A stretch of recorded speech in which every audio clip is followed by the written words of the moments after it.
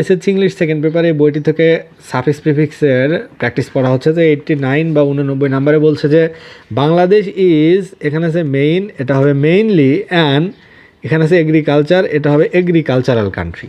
Most of our people live in village and most of them are, এবং তারা বেশিরভাগ গ্রামে বাস করে এবং বেশিরভাগ মানুষই হলো আছে ফার্ম, এটা হবে ফার্মার্স, বেশিরভাগ কৃষক।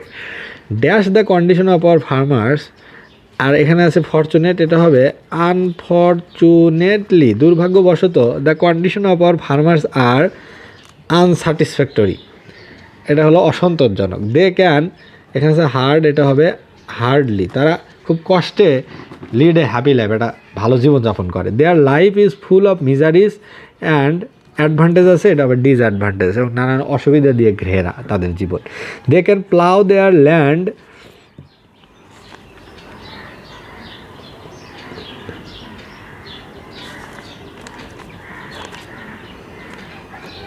ইমপ্রপারলি, অর্থাৎ তারা তাদের